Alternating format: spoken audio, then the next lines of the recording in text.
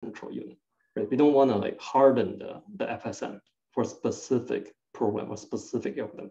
We want our microprocessor to be able to handle different, right, software programs, right, which can do different things. So that's why we don't really like this FSM. Right? No, this is just one, one way. Actually, we know for sure. So this microprocessor is only going to do one thing. That's where FSM is more efficient. Otherwise, we don't do that.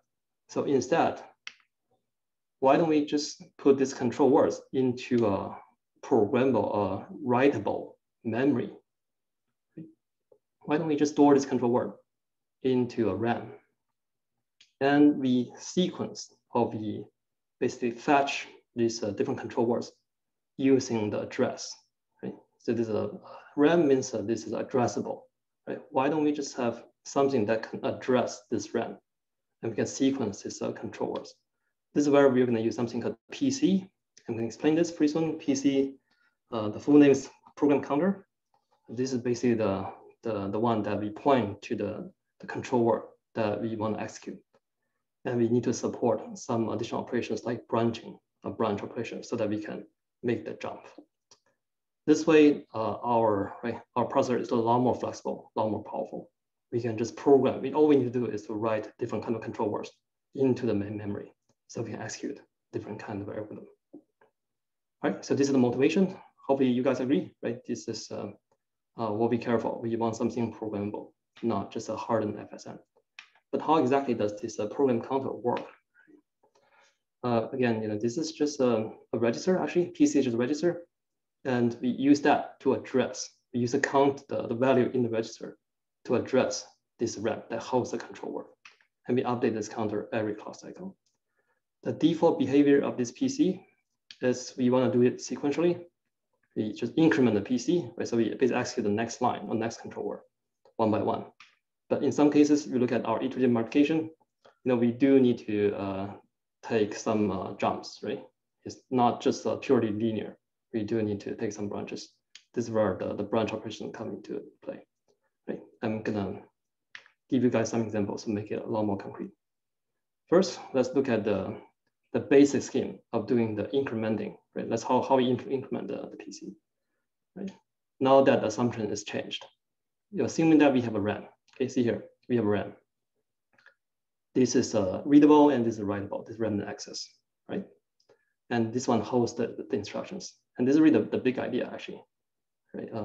Instead of using RAM just to hold data, we also use RAM to hold instructions, to hold the program.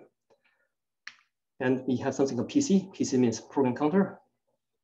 And this one connects to the address port of the RAM. Clear? Right? We want the address port connected to the PC. And we have an header here. Over here, we're just doing PC plus one, assuming that basically this whole thing, right? This one row here, this whole control word can fit in one memory word. That's my assumption for now. Later on, we are going to change this. This is actually not a good assumption to make. Actually, this word is very wide. Maybe we can just do a quick calculation. How many bits do we need roughly over here? Probably easily 20-ish, right? Depending on how long is this one, right? And how long is this binary encoding, right? So we already need a 20-ish bits. So later I'm going to add to this. And over here we just need to do +1, right? Every clock cycle. This is just like a remember that in lab 2 and also in lab 3, you guys are using counter, right? This is another way to write counter actually in Verilog. All you need to do, I think one of you asked a question on Piazza, how do we implement a counter in different way in Verilog? The simple way is you just do +1. That's it. Register and then +1. Okay, and this is the sequence, right? For the first few lines, this is our instructions for iterative multiplications. We assume that this instruction, or this control words, store here, right? In address 0, this is address now, okay? These are addresses. And we just increment the PC, right? One by one, we do PC +1. Next cycle, we will execute from this instruction, we execute. Then we go to this instruction, go to this instruction, go to this instruction, and then we just continue. Okay, so this is a basic scheme for incrementing the PC. But this is not gonna work all the time, right? Because in some cases we do have these branches, we do have if then else, we do have this loop, right? We have this loop back. How do we support that? That's where we need this so-called branch instructions or branch operations. This is where we want to jump to a different region or different addresses. Okay, based on certain condition. If certain condition holds, then we make a jump, depending on something called offset. Right? We are not going to be doing PC plus 1 anymore. We're going to be doing PC plus some offset, okay, if this condition is true. And in many cases, we actually need to check the result of the ALU to see whether this is a 0 from ALU or we have a negative result from the ALU when we do a certain comparison. And then we do PC plus the offset. Okay, so this is what we're doing. All right. Okay, this is, and I'm intentionally going very fast over here, right? Because these are fairly dry and abstract. Let's just make sure that we try to understand example. Okay, here's the more concrete diagram of how we support branch. First part, see here, I'm adding additional logic, right? For the PC update part. So we now have a mux. This MP is basically a mux, the mux for PC. Okay, that's why it's MP. If you do you actually want to do the increment, right? MP 0, you want to take the branch and take a jump. We set MP to 1. That's where we add PC to an offset. OFF is another immediate. Okay. What is SE? Anyone remembers? SE, very good, right? Just like how we extend, just like how we are doing the sign extension over here, right? We also need to do a sign extension for the PC. And this offset can be negative, right? That's why we decide to do sign extension. Okay, but how do we generate this MP? Right? What exactly is this MP? When do we decide to take the branch or not? That's where we add another mux. Also, we actually need additional control logic, so which I'm not gonna show you to that level of detail. Right, so this is where we look at some of the flags from the ALU. Okay, of course, some of this, right? I'm going to explain what the 0, 1 mean.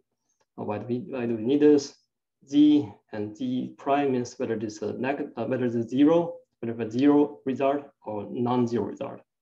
M means whether it is a negative or non-negative. Right? C, that's the carry, and the carry out, and V is the overflow.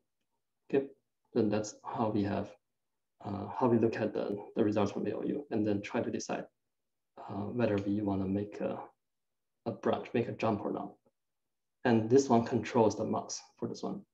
BS means this is really branch select. This is an acronym for branch select. All right, okay, let's take a quick look at this table.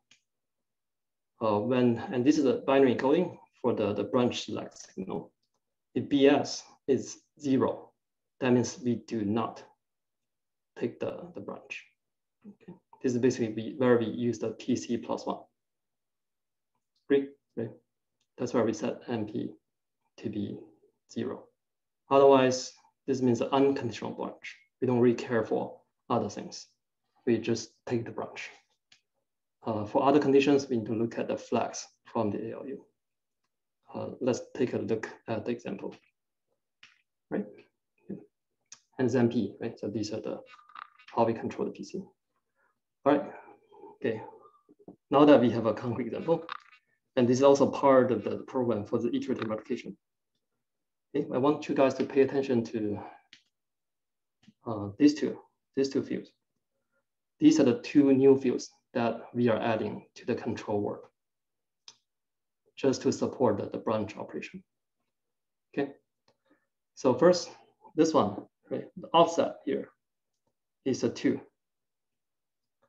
Okay, we have a 2 here. Why is that? Why do we have a 2 here?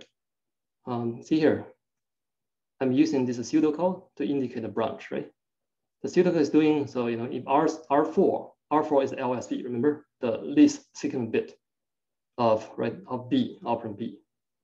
If R4, the LSB is 0, then we skip this line, right? We don't add to the product.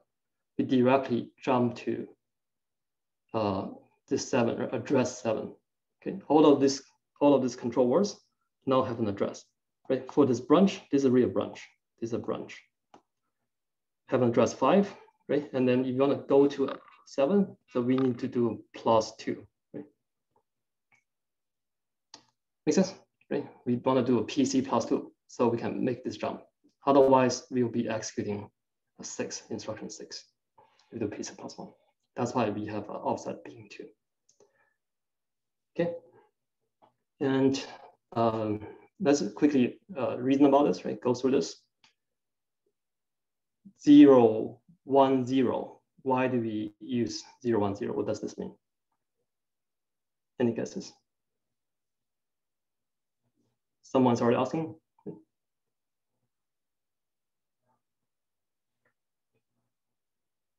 Right. So here, see here, 0, 1, 0 means 2, right? 2 means we are taking this one. Z means ALU, right? Produce a 0. But how do we make ALU? So how do you use ALU over here? What is the job of the ALU? Any guesses? Pass R4. Sort of, yeah. We can do a pass R4. Very good. That's one way to do it. Anything else? Any other way? Here's one way, right? We can also just do a subtraction. We can treat ALU as a comparator. We just do R4 minus 0. Although this is pretty much the same, right? As pass R4, right? Remember in the ALU that we show with pass, this pass operation, we are actually doing the addition or subtraction, right? We are making use of that subtraction or addition to do the pass. We basically do the +0 or -0. That's how we implement pass. Okay. Any more questions about this branch? Okay. First, I want to make a note here is dr, right? Why is dr x? Why isn't it x? dr means destination register. This may also help your quiz a bit, right? You are still working on it. You still plan to work on it later on. Yes, very good, Elmo.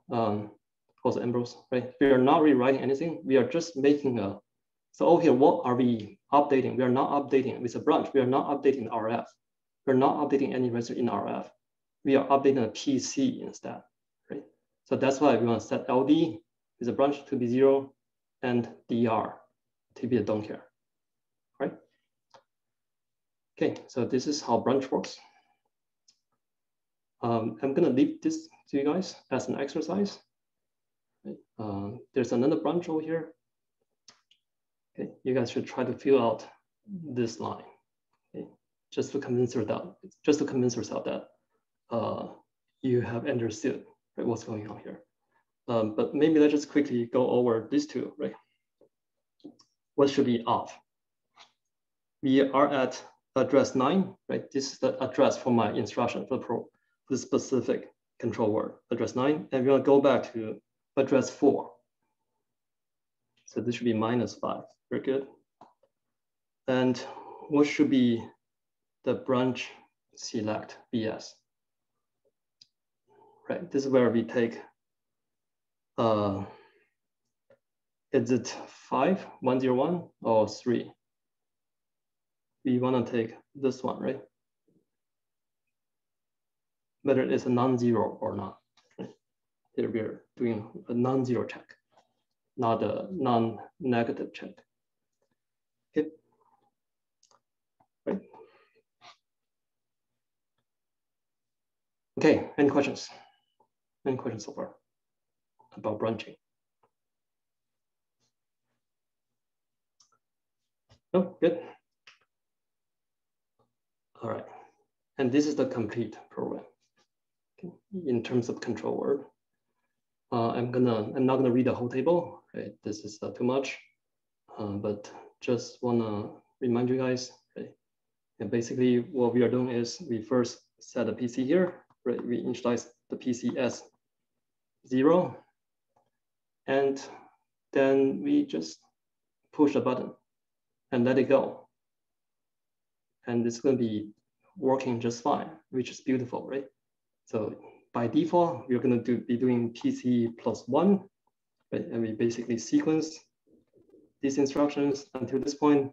When we hit the branch, the PC is going to be updated accordingly, right? Based on the branch select and the offset. So everything is just automatic. So that's basically how we execute the program, which is pretty neat, right? All right. But in fact, we can actually do even better. Okay. Although this is already very nice, right? But one thing is, I do want to remind you guys is, for now, the assumption is we are storing all these control words, right? All of this. Like we're storing all of these bits in the RAM, in this instruction RAM, or program RAM. And assume that basically each word, right, each memory word holds this entire control word. But in my case, you can probably count, right? We already tried to count. So this is a lot of information that we have to store. And this actually also, this information is very much specific to the underlying hardware that we have, right? So it's very specific to how many muxes do we have, right? Also the encoding of the muxes and everything. It's very specific to the target hardware. Can we do better, right? Actually, there is a way. So, instead of storing these control words, so why don't we just store the things? Why don't we just store? Can we come up with a clean encoding for storing these instructions directly in the RAM? And then we have some kind of a decoding logic to decode these instructions. Of course, this needs to be binarized, right? So all of these instructions in the human readable form needs to be binarized somehow. And we have a decoder that automatically decode this instruction into these control words. The nice thing about this, first, this makes our program or this instruction more portable. We can target different hardware. It's not really specific to the actual implementation of the hardware and the encoding the muxes and such. And most likely, we have something shorter and more compact, right? We don't need to store the complex control words anymore. We only need to store a program using these more concise instructions. Okay, so this is the big idea. The idea is that we want to put some instructions, right? We want to directly encode instructions somehow and put them in this instruction RAM. Then we go through the decoder to generate the control words. Although, we do need to pay some additional overhead, right, in terms of the decoding, but hopefully this is not too much, right? And the decoder is going to do the hard work for us to parse the instruction to generate the right control signals for the data path. How exactly do we generate this? How exactly do we encode this kind of instructions? This is our format, okay? And this is actually our 2300 instruction format. Okay. And this is our own bespoke format. Next time, I'm going to talk more about the so-called instruction set architecture. In the textbook, you guys are looking at the so-called MIPS instruction format. Right? But in the lab sections, I think in the final lab, you guys are going to build your own microprocessor using this instruction format. Okay. We have two kinds of instructions, two major types. One is called R type, register to register. And this is the one major type. This is where so the instruction encoding works. We assume that we have 16-bit. Okay, this is our assumption. 16-bit instructions. Okay. See here, this is LSB, right? Going from 0 through 15. And we need to encode the index, right? The indices of the registers. If you look at this instruction encoding, how many registers do we have in the RF? Can you quick guess? 3 bits, right? Same assumption here. 3 bits for each register index. RD, right? RT, and RS. Okay. One is called R type. The other one is called I type. The reason it's called I type is because we also encode. So this is where the immediate comes into play. Okay. These constants are actually encoded as part of the instruction. Okay. Since we only have a limited number of bits in the instruction, that's where we can only dedicate for the I type instruction a few bits for encoding these small values. Right. Over here we dedicate 6 bits to encode the immediates. Right. And we also allocate some bits to indicate what kind of function that we want to perform. This is specified opcode, and there's another one for function code for R type. All right. Yes. There's a question Ambrose asking. So how about this IMM? Are they two's complement or not? Yes. Right. Ever since two's complement, we can have negative values. Okay, so let's take a closer look. This is the R type. For R type, we usually set the opcode here as just O1s, okay, to indicate R type. There's some exception, which I might mention in the next lecture. But over here in our 2300 instruction, we have O1s, then we have R type. The reason that we call it R type is because we have 3 registers, right? We are already doing a register to register. We basically have 2 source registers, and we write to this destination register. What the actual function is specified by the so-called function called FUNCT in R type. Okay, and RS means one of the first source register. S indicates source.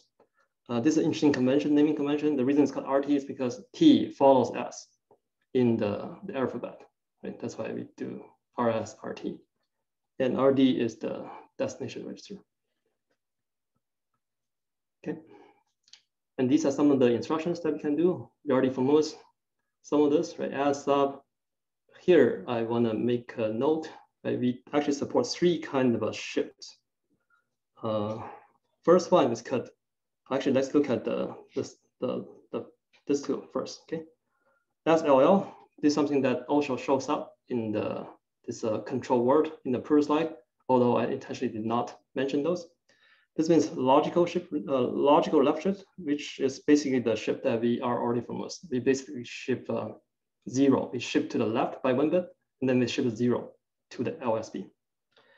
And there's something called SRL, okay, which is logical right shift. Same thing. We shift by 1 bit, right, to the left, to the right, and then we shift 0 to MSB. This one's more interesting, called SRA. This one's called arithmetic right shift. This is where we preserve the sign bit. Okay, remember this. So we are not shifting in a 0. Instead, we preserve a sign bit. To give you guys an example, right? Let's say we have something like this. Okay. Well, maybe let's do this to be more interesting. If we do SRA, arithmetic right shift, 4 bits. I'm assuming I have 4 bits here for the sake of simplicity.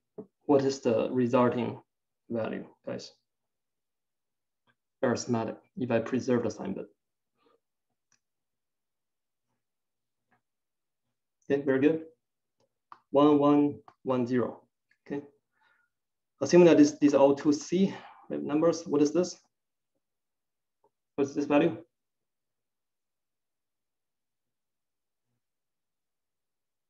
In decimal. Yep. So this is a very practice. Is it -2? Is it -2? Not sure. How about this one then?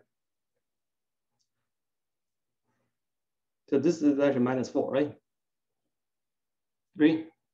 This one is a -4, and this is -2. So really this arithmetic right shift is also a division. Although with arithmetic right shift, we can support negative number, right? We divide it by 2. -4 becomes -2. Okay, I think there are some questions. Are RD, RS, RT hard-coded in the RM, or they are specified by the programmer? Good question, Alma. They are, so all this RS, RT, RD, this is not something that we have time to explain, but these are generated by so-called compiler. The usually software programmer just write high-level software program, right? And all this instruction, right, generation, register mapping, those are handled by something called compiler, which is a system software. But if the programmer chooses to write assembly code, right, this kind of low-level instructions, yes, the programmer needs to write the register values, the register indices. Okay, so the programmer, many years ago, the programmers, they have to handle this kind of a low-level assembly. Okay, so this is R type, and we have something called I type, right? That's where we have the immediate value. So with I type, there are actually quite a few different kinds of I type instructions. One is the arithmetic, right? We are doing arithmetic or logic operation, and or. That's where we basically use RT. So in this case, RT becomes the destination register. And this opcode, we don't have the function code anymore. The opcode becomes the, excuse me, we use the opcode to specify the actual function. Right? This is ALU with immediate. And we can also use I type to specify load and store. Give me a second. Okay. That's where RT, okay, can be either a destination register or a source register, depending on whether we are doing load or store. Okay. If we do a load here, let's say we do a load, we have actually two kinds of load, which I'm going to explain pretty quickly. For load, RT is the destination register or source register, guys. If we're doing a load, RT is the destination or source. DR, good, right? For store, RT is the source, right? Because we want to put RT into the memory. And we have two versions, right? One is called low word, one is called low byte. And this is something that I'm going to explain in a lot more detail in another lecture later on when we explain the memory hierarchy. But for now, all you guys need to know is in a modern microprocessor, also with a modern memory system, actually the smallest addressable quantity is not a word. It's actually a byte, which is 8 bits, okay, 8-bit long. That's where we can either load a byte from memory, a single byte from a specific address. Right? Basically, all the bytes have an address. Or we can choose to load the word, entire word, which contains more than 1 byte. In our case, in 2300, there's a processor. Each word is 16 bits. Okay? We have 16-bit word. This is our assumption. So that's where we load 2 bytes. Okay. These are the load and source.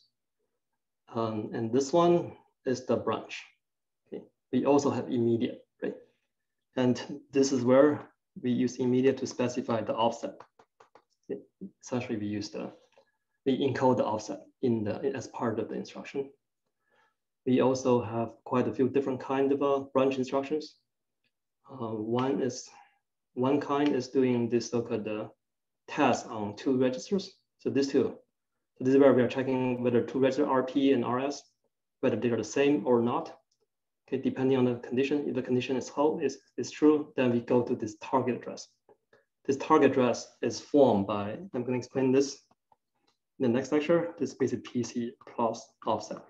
That's how we form the target address. Just like how what we already look at, okay, with another example early on.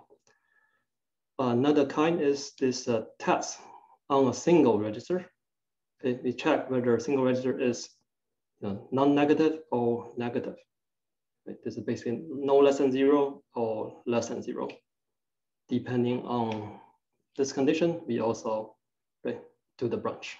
can choose to go to a target address, right? And this is a branch. Okay, so this is my last slide for today. This is where we encode. We have been looking at the iterative multiplication quite a bit, right, in this lecture, and I really think this is a cool algorithm. It's a simple one, but it's actually pretty neat, right? With just 10 instructions. This is really 2300 instructions, actually 11 in this case, right? We are able to do a complete multiplication. And I just want to make a note here is that you look at this, right? So now it's also more compact. You should compare this table with the previous table that I showed you guys, right? So in this case, we have 16-bit instruction encoded, right? Stored in the memory. Instead, we don't really store those up, BS, right? MD, MB, and such. All of this are going to be automatically decoded by a decoder. Okay, so with that, that's it for today's lecture. I'll see you guys next.